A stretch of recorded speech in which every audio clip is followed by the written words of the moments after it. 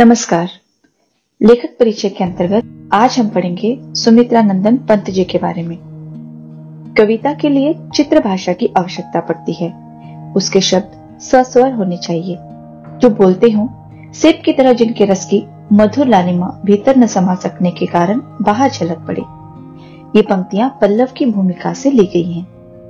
सुमित्रा नंदन पंत, इनका मूल नाम गोसाई दत्त था। इनका जन्म सन 1900 कोसानी जिला अल्मोड़ा उत्तरांचल में हुआ। इनकी प्रमुख रचनाएं हैं वीणा, ग्रंथि, पल्लव, गुंजन, युगवाणी, ग्राम्या, चिदंबरा, उत्तरा, स्वर्ण किरण, कला और गुणाचार, लोकायतन आदि। इन्हें प्राप्त सम्मान भारतीय ज्ञानपीठ पुरस्कार, साहित्य अकादमी पुरस्कार, सोवियत लैंड नेहरू पुरस्कार, पद्म भूषण। इनकी मृत्यु सन 1977 में हुई। छायावाद के महत्वपूर्ण स्तंभ सुमित्रा नंदन पंत प्रकृति के चितेरे कवि हैं। हिंदी कविता में प्रकृति को पहली बार प्रमुख विषय बनाने का काम पंत जी ने किया। उनकी कविता प्रकृति और मनुष्य के अंतरंग संबंधों का दस्तावेज है। इनकी प्रारंभिक शिक्षा कोसानी के गांव में तथा उच्च शिक्षा बनारस और इलाहाबाद में हुई। युवा अवस्था तक पहुंचते पहुंचते महात्मा गांधी के असहयोग आंदोलन से प्रभावित होकर पढ़ाई बीच में ही छोड़ दी। उसके बाद स्वतंत्र लेखन करते रहे।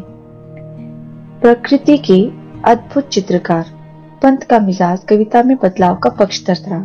शुरुआती दौर में छायावादी कविताएं लिखी। पल पल परिवर्तित प्रकृति वेश इन्हें जादू की तरह आकृष्ट कर रहा था।